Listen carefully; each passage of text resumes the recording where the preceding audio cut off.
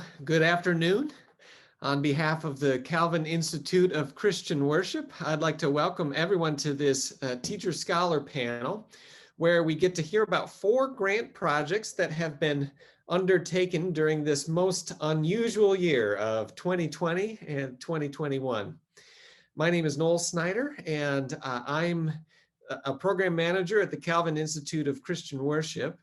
And I'm very pleased to have with me 4 of our Teacher Scholar grantees who are just nearing the end of their projects. And so just a quick introduction of all 4 of our panelists before we have a chance to hear from each one of them today with in more detail about their projects.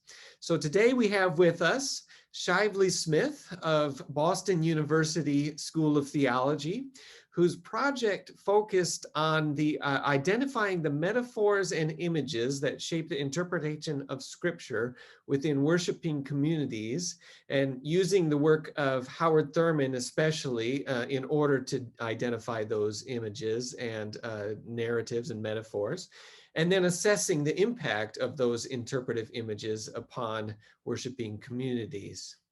So welcome, Shively. We also have with us Rebecca Spurrier from Columbia Theological Seminary, whose project focused on ableist images, narratives, and symbols that are common in Christian worship, and creating a resource, a liturgical resource that responds to them. Welcome, Rebecca.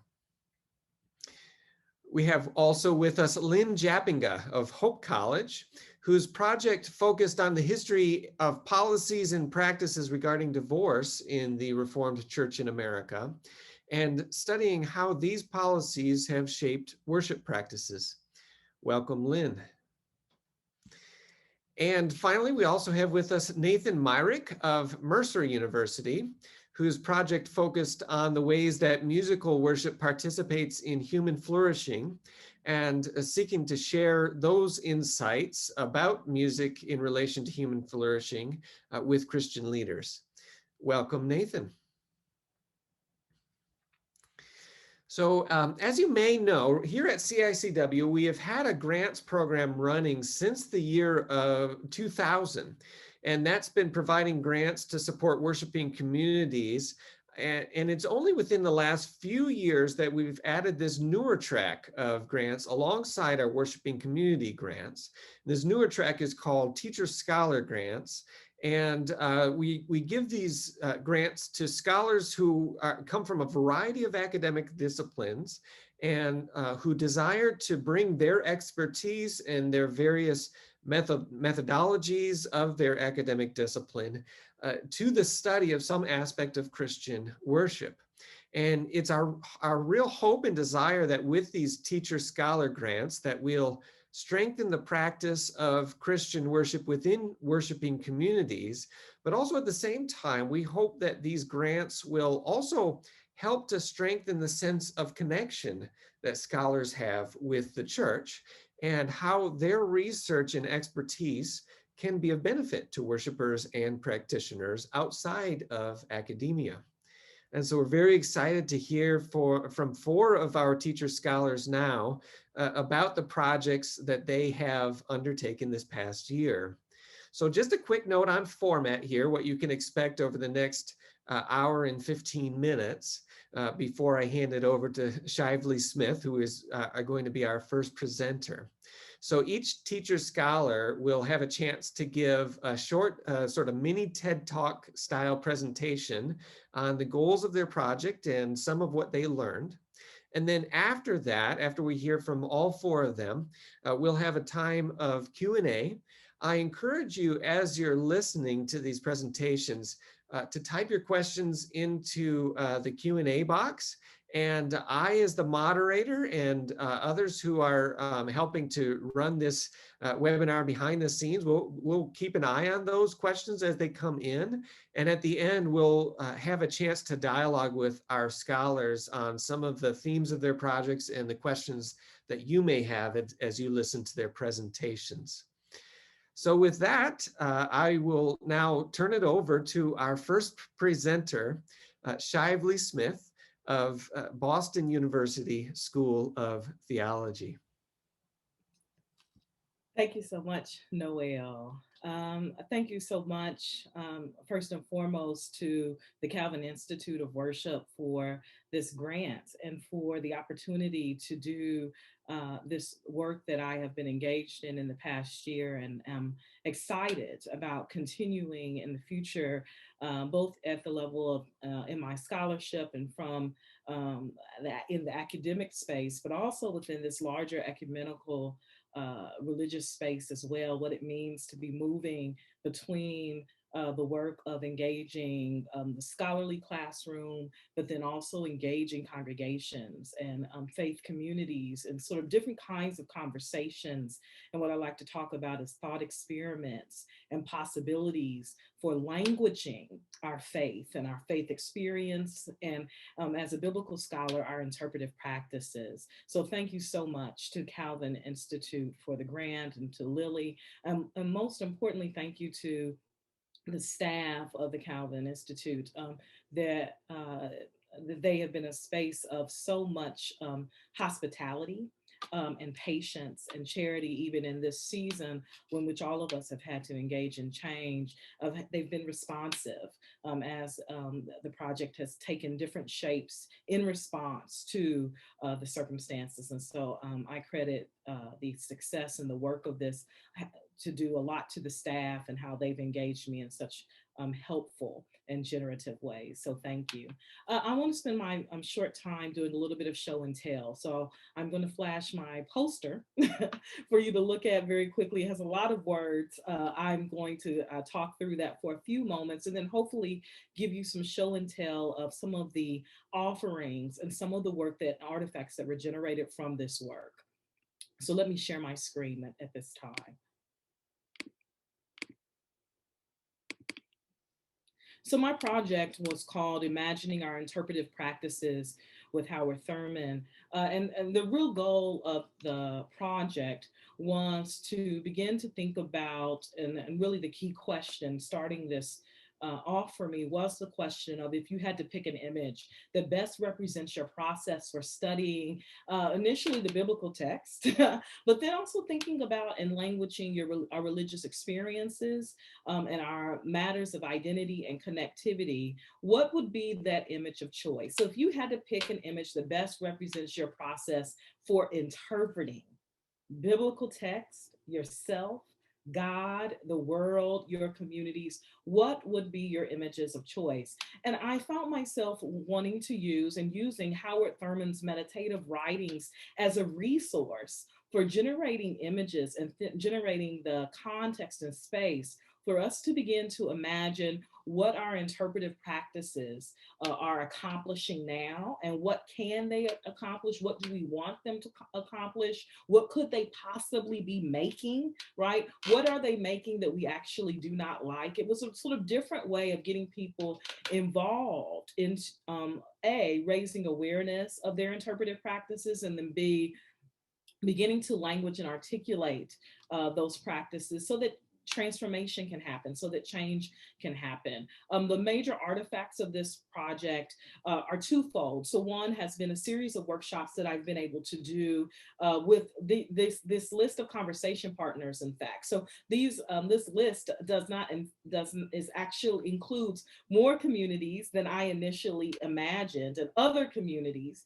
that I initially imagined, and all in a different context. So initially, I imagined being in person with congregations. That's turned into a virtual situation, and I've been able to work with more congregations virtually with these workshops, and have been able to tweak them. So I'm so thankful to the series of conversation partners this year that I've been able to have in engaging this project. And the second artifact from this really is resources. So one is an academic book that I'm working on with Thurman as interpreter with Duke University Press as a result of this now, and then also more lay resources, and I'm looking at in conversations with working with some other presses for that. So it's been able to be very generative in terms of my research and what it means now to translate this work into book artifacts, into workshops. The third artifact, which is listed at the top, is in fact the creation of a website called Images of Our Interpretation. I'm going to share that with you very quickly. This is something that I wanted to do, but the importance of this evolved as a result of the pandemic. And so I have been able to create a website, which this is the mock initial. There's more being added to it, but I wanted to share it with you, which really builds on this. One of the things you don't see, I cut it off just so we could have, so you could view it very quickly, is there's actually a welcome video that pops up in which I acknowledge that I'm curating this site, but I'm very thankful to the Calvin Institute for supporting it in this way. So the site is called Images of Our Interpretation, Images of Interpretation. It's a listing of Howard Thurman's metaphors as a way of exploring our interpretive practices. If you scroll down, I have a little bit of working information on Thurman, which will continue to grow, obviously. And then what I'm most excited about is the gallery. So the gallery leverages images that Thurman uses in his meditations to invite thoughtfulness about our interpretive practices. This is all that Calvin supported in terms of even securing the images to be used here. If you enter the gallery, you get to see some of the different metaphors and images that are being picked up from Thurman. There's a quote from Thurman's work there, and then you can go into the gallery to get more information. I'm going to pick a couple of my favorites. So one is the clothesline. And so all you do is click inside, you go into the clothesline with the image. There's the quote: "We may be surprised to realize there is a clothesline on which all of our hopes, desires, and wishes hang." Citation, and then a description. Thurman's image of the clothesline articulates his hermeneutical process in which he invites readers to consider their traditions, values, commitments, and formations as valuable assets in the process of meaning making and significance. So this website becomes a resource for congregations who want to begin to explore their interpretive practices, want to begin to explore Howard Thurman, and then it also becomes a resource of my work, sort of creating this larger accessibility piece to congregations and communities across the world. Like I said, this work is translated into some venues that I did not anticipate originally. So one was I was able to participate in the American Values and Values campaign as one of the scholars writing a letter to the president and the 117th Congress, and highlighted the Thurman work as a result of this and his bridge crossing pieces, which is actually an image that is in the gallery. Bridge crossing was an image that was in my gallery. I'm back on my website. So bridge crossing is from his autobiography. At the very end, Thurman says, "I take my stand for the future and for the generations who follow over the bridges we have already crossed. It is here that the meaning of the hunger of the heart is unified, the head and the heart at last inseparable." So bridge crossing is a metaphor, an image that Thurman uses in his autobiography, and a description of how it invites us to think about the interpretive possibilities if we take that image up and how we make meaning in the world. That work was able to translate into this work for the letter for the American Values campaign in my letter in my letter for this process. The last piece very quickly that I want to say is I was able to present a workshop to Colgate Rochester Crozier, so Thurman's own school, in the past few months, and to take up this work, and right up front to be thankful to Calvin Institute for the opportunity. So both I and Colgate Rochester were able to benefit from this workshop virtually. And so this becomes a sampling of the workshops that I was able to give. So again, I just want to say thank you so much to Calvin Institute for the work that is ongoing, and look forward to what else might be done in the future. Wonderful. What a gift. Thank you so much for sharing that, Shively. And I look forward to hearing what questions may arise from those who are attending. Next, we have Rebecca Spurrier of Columbia Theological Seminary. Go ahead, Rebecca.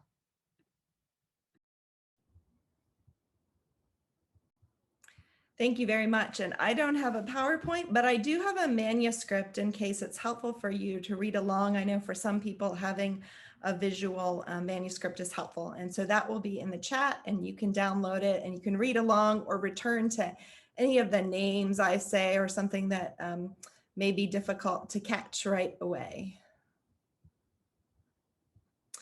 So over 25 years ago, in her groundbreaking book, The Disabled God, disability theologian and sociologist of religion Nancy Eastland argued that body practices of inclusion within congregations require acknowledgement of harm, the centering of experiences of people with disabilities in worship, the transformation of theological symbols, and political action. I think Eastland's argument is still radical in a time when disability inclusion efforts in many churches focus on non-disabled Christians providing hospitality or accommodations for disabled Christians. Eastland's work emphasizes that anti-ableist work begins with our ideals for God, for individual, social, and political bodies, and for creation. I'm someone who oversees an ecumenical seminary chapel space, and I know firsthand that Christian worship perpetuates harm against people with disabilities. I observe these practices of harm, not only through lack of access to worship, but also through prayers, songs, and sermons. These harms occur through interpretations of texts and use of metaphors in prayer and song that perpetuate tragic or inspirational understandings of disability, or through instructions that don't anticipate the full range of human responses to God and other people. So given the persistence of harm in which I find myself complicit, I want to create a worship resource that provides models for non-ableist liturgical language that helps worship leaders practice disability-centered approaches to prayer, preaching, and the sacramental life of the church. So after completing an ethnographic theology called The Disabled Church, I felt called to a different kind of scholarly practice of collaboration and accountability. And as a white, abled teacher scholar, I knew this is not a project I could engage alone. So in conversation with wise others, I assembled, and then due to challenges of the pandemic, reassembled a team of 8 researchers and writers. We are white and Black scholars and pastors with and without disabilities who have experience in worship planning and liturgical writing, and who bring commitments to disability theologies and/or critical disability studies. And we've been shaped by a number of denominations, including Mennonite, Baptist, Anglican, and Reformed traditions, among others. So the research team has engaged in 3 primary methods of work through Zoom meetings and a Google Doc. First, we have investigated our own prayer and hymn books and other worship sources to identify places of harm and to develop a table of contents and a set of critical questions to guide us. For some of us, this work included identifying and rewriting collects or short prayers used through Advent and Lent that use negative metaphors of disability. For others, these involve rubrics and rituals for communion and baptism and patterns of intercession. Still, others in our group reflected on approaches to preaching and for healing texts that use disability as a metaphor for discipleship or liberation. And through our discussions, we developed a rough table of contents that provides a map for ongoing group research and writing. Second, we have engaged texts in disability studies and theologies and in liberative approaches to Christian liturgy as conversation partners to inform and challenge us. So for example, we read Melissa Flora-Bixler's article, Believers' Baptism as Supported Decision, and engaged Dr. Sarah Barton's ethnographic work on baptism and intellectual disabilities to guide our discussion of baptismal rubrics. We used the prayer book, Liturgies from Below, compiled by Claudio Carvalhes, to inspire our approaches to scripture through a critical disability theology lens. We turned to Holy Women, Holy Men, a resource of the Episcopal Church, to imagine brief narratives and prayers that might center disabled ancestors and saints, broadly conceived. And we read and discussed What No Longer Serves Us, Resisting Ableism and Anti-Judaism in New Testament Healing Narratives by Melanie Morrison and Julia Watts-Belzer to guide intersectional approaches to readings of healing texts. So in addition to these investigations of traditions and scholarly texts, we also launched a series of semi-structured interviews with Christians with disabilities. We've interviewed 15 people about their experiences of Christian worship. We hope to do 30 to 35 more interviews before December 2021 through a grant extension, for which I am very grateful. The interviews are guided by questions around 5 topics: faith formation and identity, worship and prayer, names and images for God, scripture, and baptism, communion, and occasional services. We plan to analyze data once interviews are complete, but our hope is that common themes and unique stories will inform the creation and editing of the resource. So for example, one person I interviewed described for me a lamenting and loving liturgy that she had organized to remember the many disabled people who have died during the COVID-19 pandemic. In another interview, a research collaborator described experiencing God as one who carries her. As a person who often requires the assistance of others to move in the world, she experiences the presence of God in those who are part of her movement and in the interdependence of these experiences. Or still another research participant described being asked to close her eyes for prayer when she relies on ASL interpretation to participate in communal prayer. So experiences like these may inform the shape and content of the resource we're creating. In addition to a practical resource for worship leaders, we hope to write 1 or more scholarly articles. Here's one idea I have. Most interviews I've facilitated have involved a story of one church leader who got it right the first time and who responded to and empowered research participants in life-giving ways. These leaders have presumed competency, to borrow a phrase from disability activists, and proactively supported those interviewed as leaders. My hope is that this kind of data will both inform a worship resource and engage scholarly conversations about worship, ableism, and disability. So I'd like to end this presentation by naming a few of my growing edges in this project. So in my grant proposal, I anticipated that we'd complete interviews and a rough draft of the resource this summer. Events of the past year mean that a full draft by the summer or fall of 2022 is much more likely. In this season, I am reminded of what disability scholars call crip time. Alison Kafer writes that crip time is flex time, not just expanded, but exploded.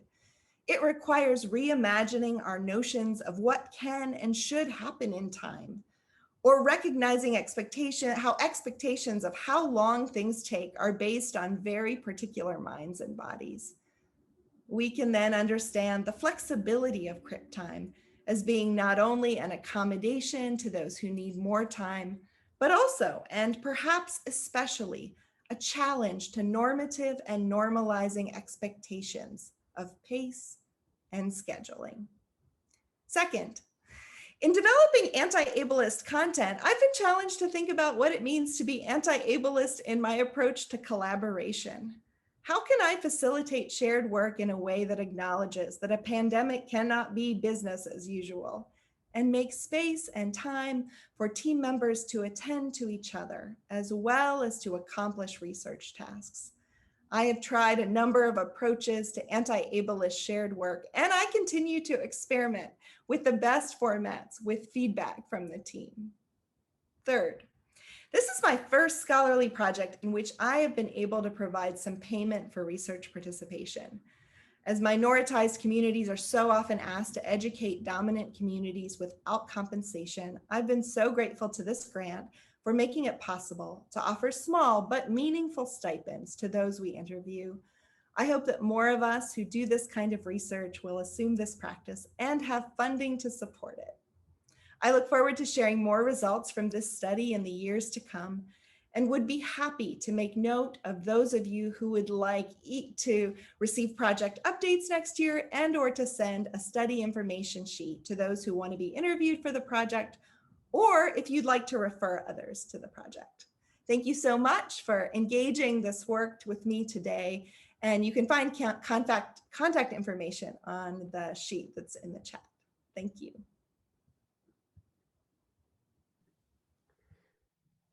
Thank you so much, Rebecca, for sharing about this important work that you've been engaged in over the last year and what you've been learning. Next, we have Lynne Jabinga of Hope College. Go ahead, Lynne. Thank you. This is part of a larger project on the history of divorce in American religious history, legal history, pastoral theology, systematic theology, a number of different areas. What I'm sharing today is a bit of what I might say if I were speaking to pastors directly about how they might be more sensitive in worship to the experience of people who are divorcing. So imagine with me, if you will, that the year is 1946 and you are a woman in your 20s. You married your high school sweetheart before he shipped out with the Army. When he came home, he was a different man, angry, distant, and occasionally violent. You tried to make the marriage work, but when you saw your children cower in fear when he hit you, you took them to your parents and eventually filed for divorce. You belonged to a Dutch Reformed church in West Michigan, and when the church elders heard that you had left your husband, they told you to forgive him. They did not ask why you left or whether you needed any help.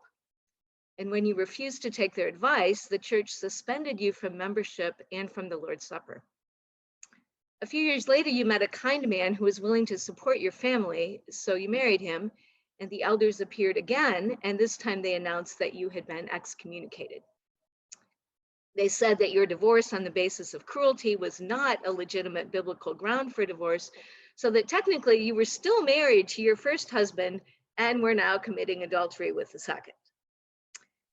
The purpose of this kind of church discipline was to protect the purity of the church and the purity of marriage. It did not work terribly well either at reconciling people or at preventing divorce. 75 years later, about 40% of marriages end in divorce, and many of those are church members. Those people may feel lonely and out of place in church. They have experienced a major life transition. Some are grieving, others are angry, but some are relieved. Some feel a strong sense of shame, even if the divorce was not their fault. Some are overwhelmed by financial challenges. Most are worried about their children. These folks may be looking for someone who will listen to them process all these complicated feelings, but church members often feel uncomfortable around people who are divorcing. They don't know what to do. Is it intrusive to ask how they are doing? Should I bring a casserole? Sometimes it's easier just to avoid both the issue and the person. And sometimes the advice from pastors and church members is actually harmful. One woman went to see her pastor about her abusive husband, and the pastor said, "Jesus wants you to be married."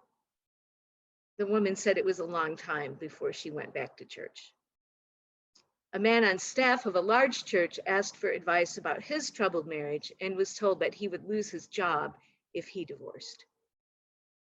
Even if the elders do not visit any longer, many divorcing people fear that the church will not welcome them, or that they will no longer fit into a congregation full of apparently happy, quote, intact families. Churches may claim that they welcome everyone, but saying the words does not create the reality. There are many ways that congregations and worship in particular can leave divorced, widowed, and single people feeling unwelcome. Here are a few examples in the area of preaching. A church announces a sermon series on how to have a happy marriage. It begins with a sermon on Genesis 2, "It is not good for a man to be alone." If you were divorced, how would you feel about listening to 6 sermons that remind you that you have failed at marriage and that your current state is, quote, not good? A pastor preaches a series of sermons on the book of Hosea and insists that Hosea should be the role model for everyone struggling in their marriage. No matter how bad the relationship, you should act like Hosea and like God, and you should persevere and forgive. The pastor conveniently omits the part about Hosea's violence toward Gomer. Thirdly, the Bible does not contain many stories about people in good marriages, and yet it often uses marriage as a metaphor for the blessed life. Imagine being recently divorced and hearing that a bride and groom are the ultimate symbols of happiness. Then the pastor might try to give a bone to single people by saying, oh, Jesus can be your significant other, but Jesus is not much help when a pipe bursts or the kids desperately need a parent to coach Little League. So I'd like to make a plea for more realistic preaching, teaching, and pastoral care. Both the culture and Christianity have simplified and glorified marriage. According to the romantic comedy movies, if people can only find the perfect match, survive the pre-wedding jitters, and make it to the altar, the rest of life will involve lots of good sex with a soulmate who completes them. The reality is that people do not always make very good choices in partners. They're immature, intimacy is terrifying, life is stressful, people bring the baggage of their flawed families. These are not necessarily signs of sinfulness, but humanity. And I wonder how churches might do a better job of acknowledging these realities. So one thing is that the Bible is full of dysfunctional families, and most do not experience any magical healing or transformation. One of my favorite stories is the story of Noah, who, when he was discovered naked in his tent from the effects of too much wine, the son who discovered this and told the truth was punished. The two sons that backed into the tent and covered him up were praised. And how often does it happen in families where the one who names the truth is punished? But the fact that the Bible has so many dysfunctional families may seem like bad news, but there's also really some comfort in the fact that biblical characters are as messed up as we all are. I'd like to see preachers emphasize relationships more than marriage. All the people in the pews live in a web of relationships with friends and co-workers and family of origin. Not all are in intimate relationships. And so preachers might think more broadly about drawing examples from all areas of life and acknowledge that community and connection can be found in many relationships besides marriage. I hope preachers can avoid superficial answers. If God is God and we are not, preachers maybe should be more cautious about telling people to be as faithful as God is. It's impossible. Preachers and Bible study leaders and authors often give advice such as, work harder at the relationship, forgive your partner 70 times 7, sacrifice your needs and desires, be more submissive and obedient, and recommit your life to Jesus. Most broken relationships are complex and require far more intervention than these simplistic measures. And finally, I hope to see churches provide space for people who are struggling. The default mode in the church ought to be that we are all struggling to make sense of our lives. We are all wrestling with relationships. We all feel inadequate at times. And I wonder how we can make the church be a safe space so that people could admit to struggling with their marriages and their other relationships. And how might the church provide a place to talk about these issues? The church has given enormous power to marriage, and so has our American culture. Marriage has been lifted up as the key to a healthy functioning society and as the key to a healthy functioning church. And so when people fail at that, and I'd rather not use that failure language, when marriage doesn't work, then it seems like they're not only undermining their own relationship, but that of the society and the church. I hope we can be cautious about advocating forgiveness and quick reconciliation, because people just sometimes get the courage to leave a bad marriage and should not be told to go back into it. And finally, I'd like to avoid awful language about being ripped apart or torn in half or losing myself or some of the bad language that we use to talk about divorce.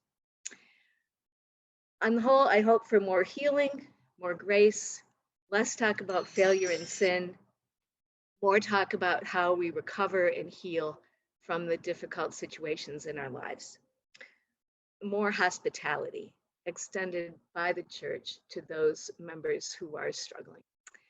Thank you to the Calvin Institute for Worship. Thanks to all of you for the great conversation this week. And thanks for listening to this topic. I appreciate it. Thank you, Lynn, for sharing about your work. And our final panelist is Nathan Myrick of Mercer University. Nathan, are you there? We are ready for you to come on and give your presentation. Here he is. So take it away, Nathan. Typing to Lynn, sorry. I'll finish my message later. Oh man, okay. Well, thank you all for being here. Thank you very much to the Calvin Institute for Christian Worship for sponsoring this research. Thank you to my fellow panelists for just like derailing my brain so that now I have to sort of like recollect myself to give my presentation. That was really, really wonderful. Thank you, Lynn and Rebecca and Shively, for just great insight, great work. I'm a little embarrassed to have to follow that, to be honest with you, and I'm kind of regretting my decision to follow Mark Porter's advice and go for the laid-back philosopher vibe. It's not working right now. So as Noel mentioned, this project is a study on the relationship between musical worship and human flourishing in Christian communities, which is pretty much academic mumbo jumbo unless I unpack that a little bit, and so I'm going to spend the first little bit of this trying to do that. First of all, the idea of flourishing, like what is flourishing anyway? I guess it gets a number of different names. On the one hand, you could call it the good life. On the other hand, you could call it well-being or thriving or living fully or something along those lines.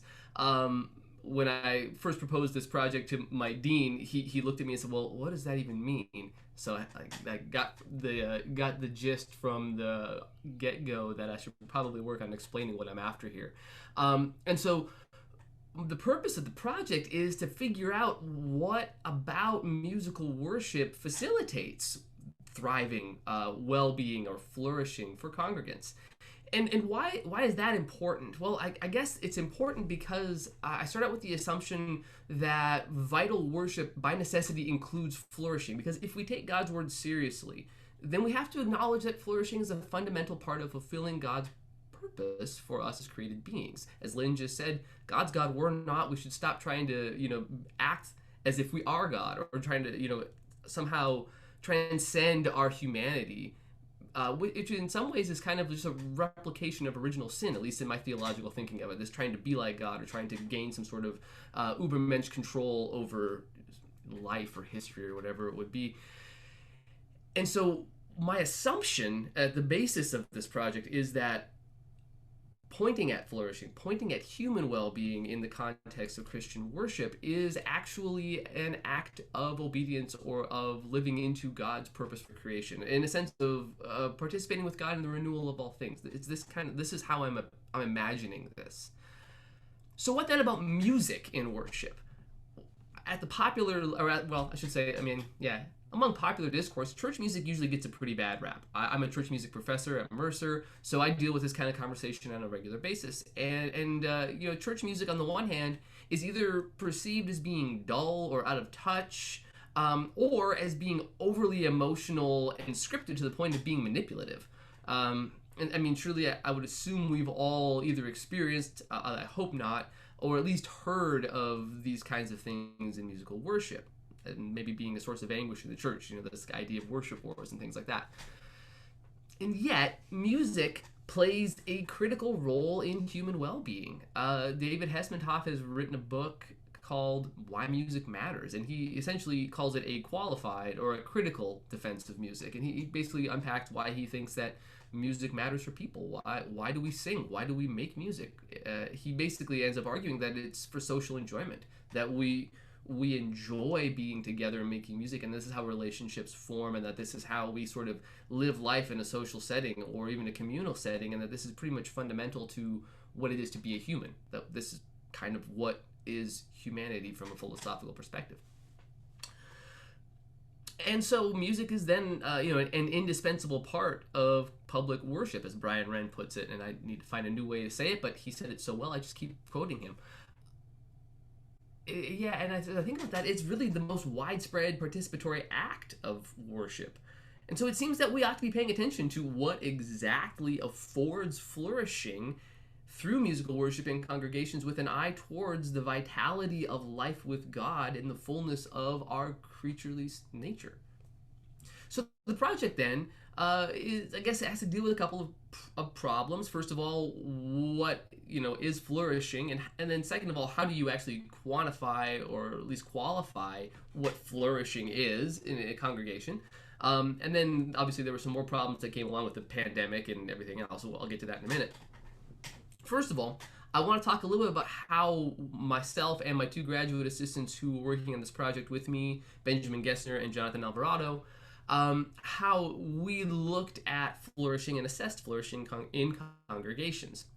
First of all, there are lots of ideas about how, like, what is the good life and stuff like that. I think the most famous model of well-being or flourishing is Maslow's hierarchy of needs. That this, the pyramid. I'm sure you've all seen.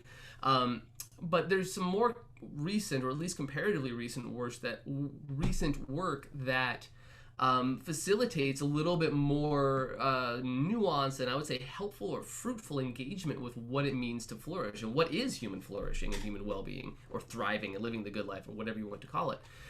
So Martha Nussbaum and Amartya Sen developed what's called the capabilities approach back in about 2000 to 2002, and it was presented to the United Nations as a replacement for the idea of gross domestic product or GDP as a rubric for determining whether or not a country was doing well. And I'm not sure what efficacy it had at the UN, to be honest with you. It doesn't appear to have had that much efficacy outside of sociology and some sort of anthropological circles. But Nussbaum has taken the idea of capabilities and has produced what's called the Central Capabilities, a work that came out in 2011 and is a really easy to read, helpful description of what exactly it takes for a person to flourish. And she comes up with 10 central capabilities. I'm not going to read them all to you right here, but I would definitely point you towards that book, which is Creating Capabilities. That's by Martha Nussbaum. So the benefit of the capabilities approach is that it allows for enough flexibility to account for both individual and contextual differences that exist in real life.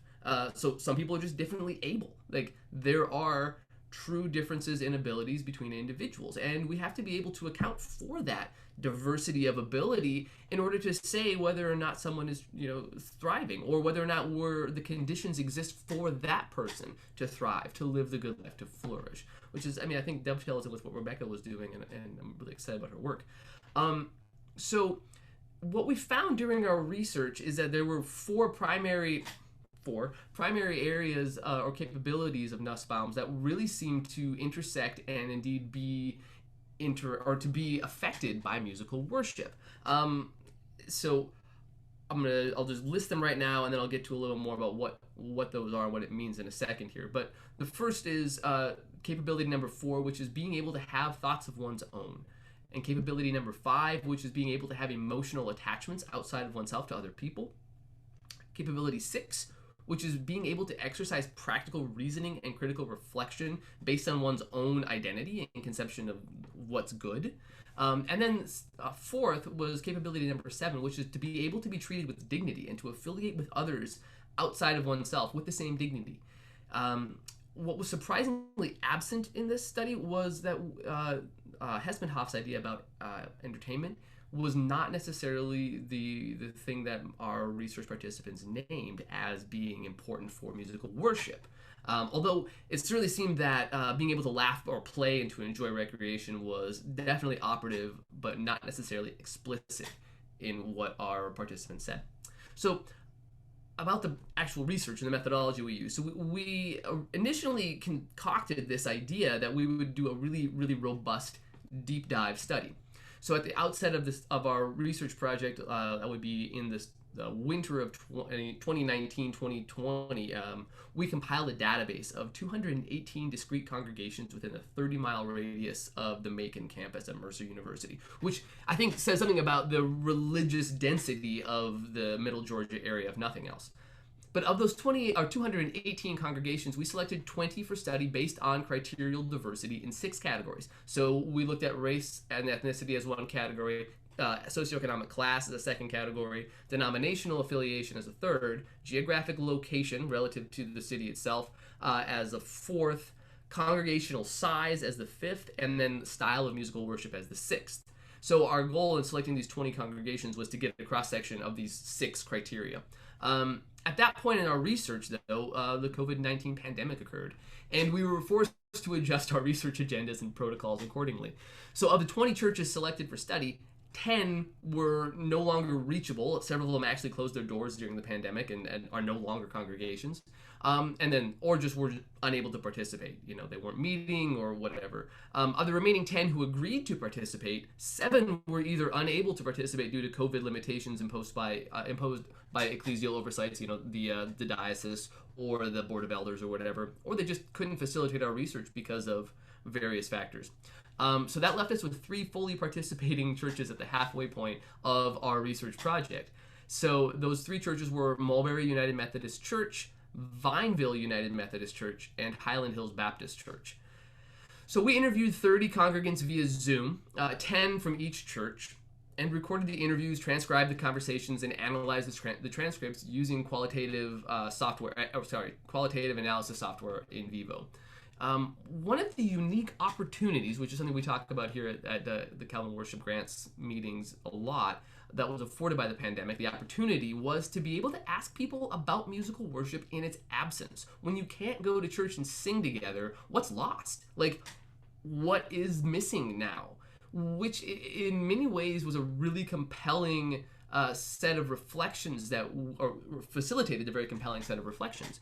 And we learned a good bit about the depth of some people's identity to church music, to being able to sing together. We had one research participant who actually broke down in tears while she was reflecting on this, this loss of identity, how critical it was to her to be able to go to church and sing. And she says, I was an absolute wreck. I'll tell you, every Sunday when things would come up, like the scripture, and I would say to myself, oh, I know what the anthem should be, and I would break into tears. I mean, it was just very, very emotional material that in some ways surprised us, I suppose. I think the 3 of us were all musicians, so we understood some level of emotional engagement with music. Well, at least we thought we did.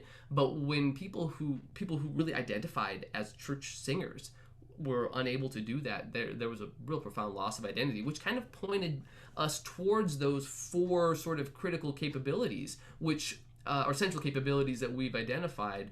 So being able to think for yourself, well, I mean, that's a fundamental component to your identity. But how about in church? How do you think for yourself in terms of church and in musical worship? Well, part of that is reading the lyrics, and that was something that came up a lot in our research as well, that people were very concerned about the words that they were singing. Do they agree with them? Do they reflect the reality that they are experiencing, especially during the pandemic? That was something that was very real, because the text would, on the one hand, be memorific. They would remind them of other times and other things, other people, but they didn't necessarily always connect to what they were doing right now, which I think it seems fairly obvious when you say it. Yeah, I can't sing with other people. I sing these songs. That reminds me of other people. Does that memory help me, or does it just reinforce the pain? And so the responses to that were actually fairly diverse. Some people found it comforting to remember, I used to sing this with so-and-so, or man, I just really miss that. And so there was kind of the responses were mixed, but it did highlight the importance of that. And then having those emotional attachments outside of oneself. Obviously, you have the ability to think, the ability to emote, the ability to connect with people, but it was the ability to choose that came out as being really critical to the success or the goodness of musical worship, the flourishing of musical worship in a congregation, which is being able to exercise practical reasoning, to choose, to make a decision. And then finally, that idea of dignity, that idea of not being made fun of not having somebody sort of judging them, but feeling confident and comfortable with both the singers and the songs they were singing, which I think all kind of makes sense. But what we found that was really, I think, compelling was that it wasn't just one of these 4 things that was what seemed to facilitate well-being or flourishing through musical worship, but rather it was the interplay of all 4, and the way that those 4 things afforded the ability to worship, to connect with God, to learn, to be engaged with their mind, their heart, their emotions, their physical being, their body, because singing is an embodied activity. And it was this sort of the collision or convergence of these four things that facilitated flourishing through musical worship. I'm going to check my notes. I think that's really where I wanted to end here. Was that four so quadratic equation? That's a joke. Anyway, that's all. Thank you. Thank you, Nathan. I think that the laid-back philosopher vibe did work for you. So it was more of a passionate philosopher. That's the vibe that I was getting. But I think even better. Thank you. Yeah. I'm going to invite all of our panelists to turn their video and mics back on, and we'll have a time to share a little bit more in a question and answer. There have been a few questions that have come in that have been answered in written format, and so you can take a look at the Q&A box for that, especially the website that Dr. Smith has prepared in order to see some of these interpretive images from Dr. Thurman, from Howard Thurman, that she has developed. And so you can see in the answered questions box the answer to many of these questions, including the author also of Why Music Matters, the book that Nathan Myrick referenced just there. So I'll begin, and I'll encourage all of you to who are watching to continue to type in questions as they come up. We may not get to all of them, but we will certainly do our best to address some of them. And I'll begin with this question for Dr. Smith and Dr. Spurrier, wondering how you see your different projects intersecting. Since you both are working with metaphors and interpretation of scripture, how do you understand the oppressive metaphors in the biblical text and or use that understanding of these metaphors to create spaces, worshiping spaces that are gesturing towards equity and liberation? Okay. Thank you, Dr. Suri. I got the nod. I want to admit I'm excited. So I think it was just us getting on this and preparing for this that we realized that there was this overlap. And so I know Dr. Spurrier. So on the front end, let me say that I hope that this is has created a space for us to be in more conversation, to explore what those intersections might be, and maybe even should be going forward. So thank you for that question and the recognizing that.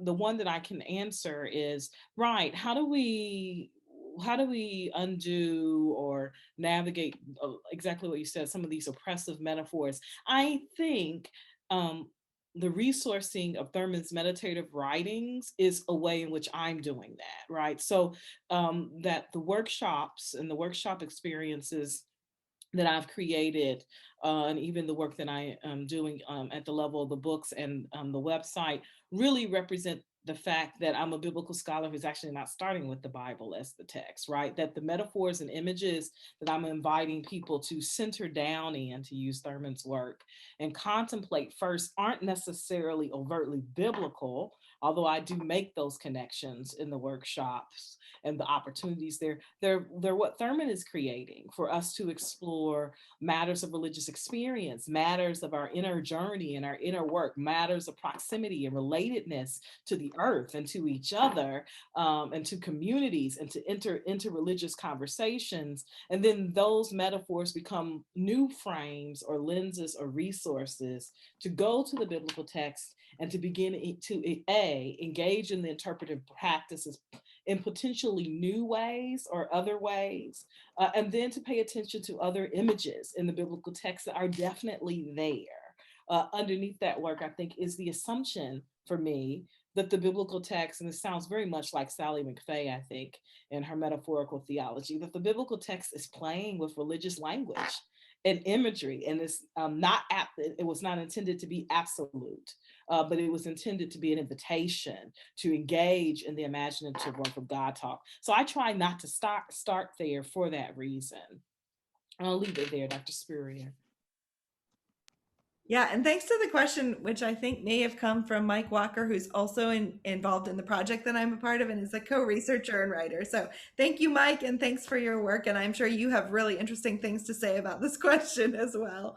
So one of the things I think about is the ways that especially hearing and seeing, but also walking, become virtuous, and then blindness, deafness, and other kinds of experiences become associated with sin. And this is something that disability studies and disability theology talk a lot about.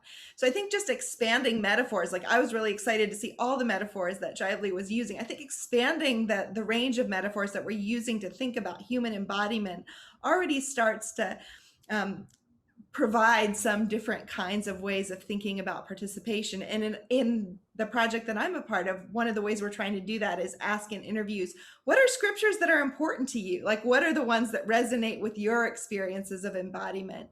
And how do you, and I don't have the data yet for that because we're still doing interviews, but asking those kind of questions to expand the kind of range of metaphors and the ways we're thinking about human embodiment as participating in prayer, but also participating in virtue or in the good life in those kinds of ways. So we're looking to that, but we're also looking to the problem areas. So if we're looking at Isaiah texts where a lot of this kind of language comes up, and also seeing what are other possibilities, highways of access, pathways of access. So we start to try to stretch out some of these biblical texts where we focused in on particular images of disability and see what are the other images that are there that may inform these texts that we turn to again and again in our liturgical season for hope and joy and inspiration in different kinds of ways. So those are just some thoughts there about the ways that I'm working about it in my project that I think intersect with some of the ways that Shively is working in her project. Thank you. Thank you both. There's another question that has come in, and it's for Dr. Myrick here. I'll just read it, but I'll allow you, Nathan, to respond. Christopher Small, who's an author who writes in the area of musicology. Christopher Small defines musicking, the verb musicking, as to music is to take part in any capacity in a musical performance, whether by performing, by listening, by rehearsing or practicing, by providing material for performance, which is called composing, or by dancing.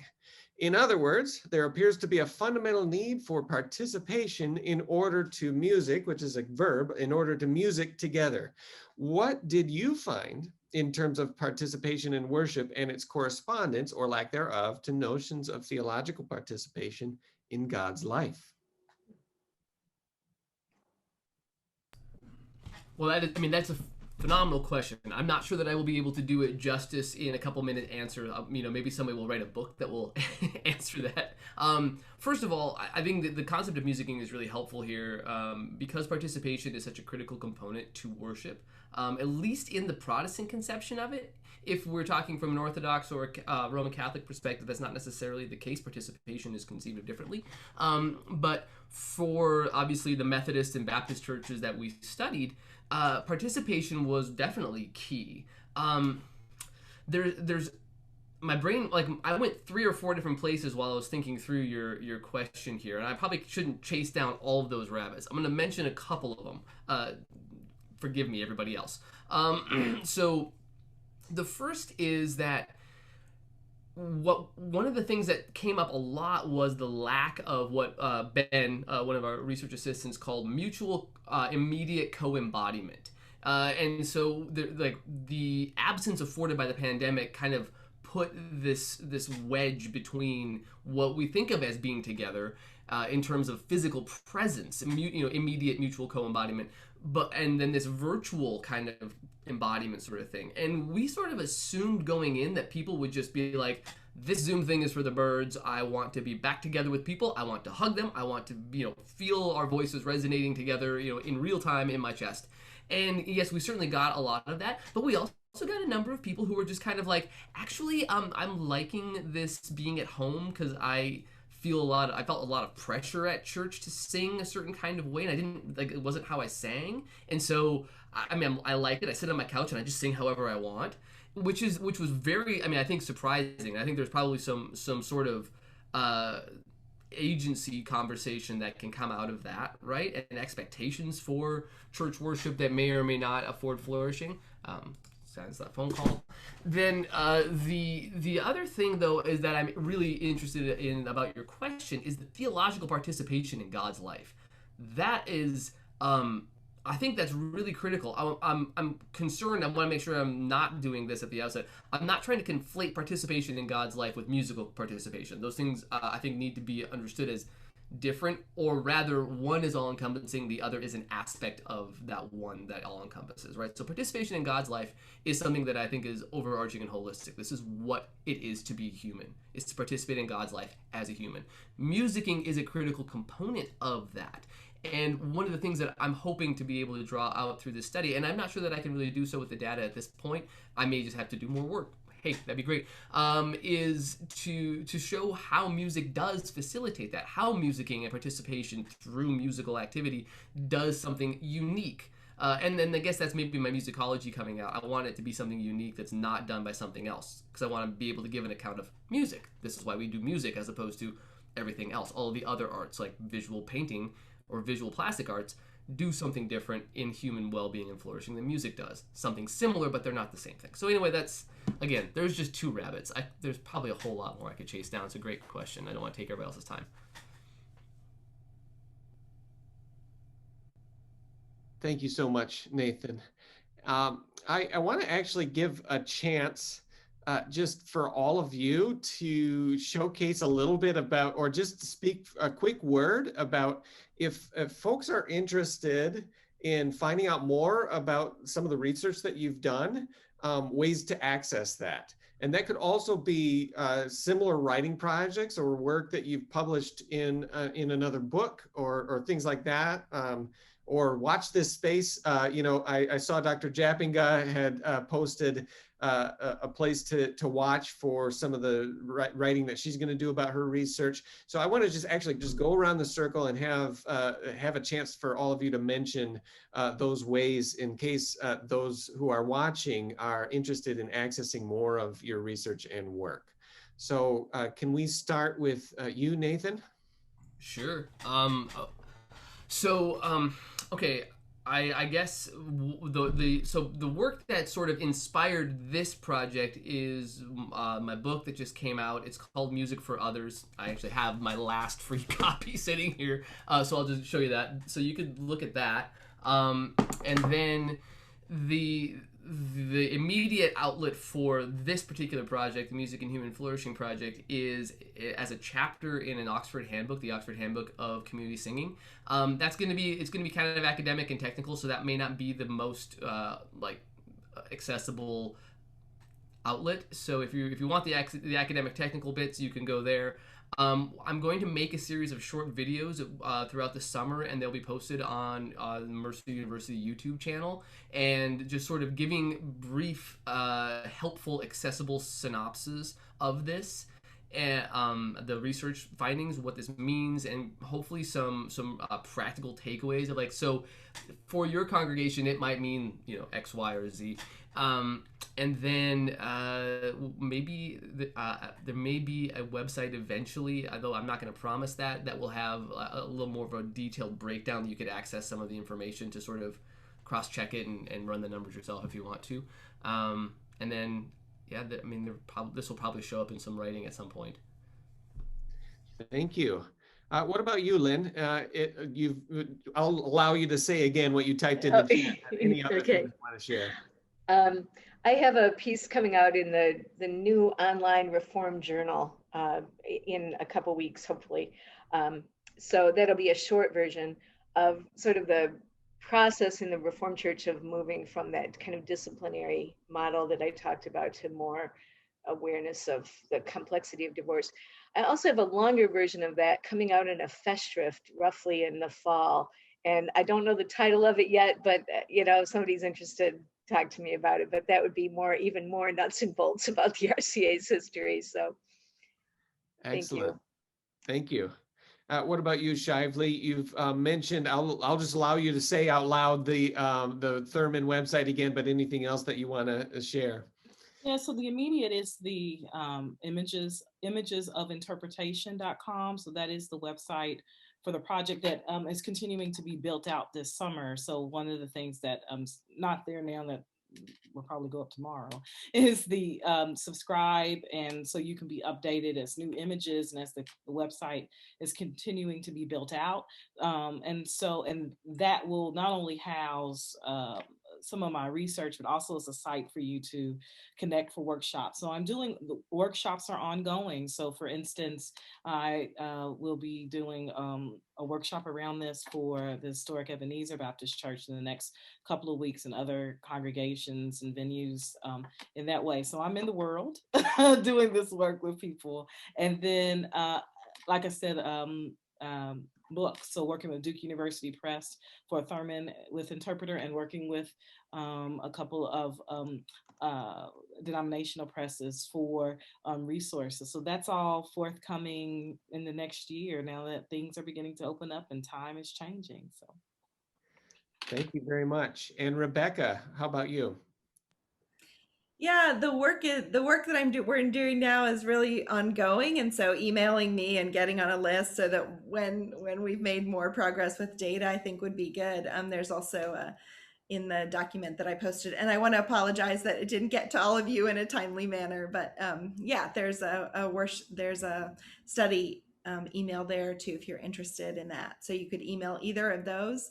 But I do realize that a lot of people haven't had any introduction to disability theology or disability studies, right? And in 9 minutes, I didn't feel like I could do both and give an overview for those. It's not taught in many seminary classes, and so it really is a place where many of us need to continue to educate ourselves. So I often recommend The Disabled God by Nancy Eastland as just a basic starting point. It's a go-to book for me, and I continue to find new things in it.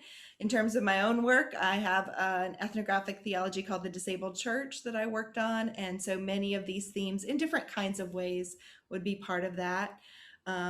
For just a general introduction to disability studies, which is separate from disability theology, critical disability studies, there are disability studies readers that are great.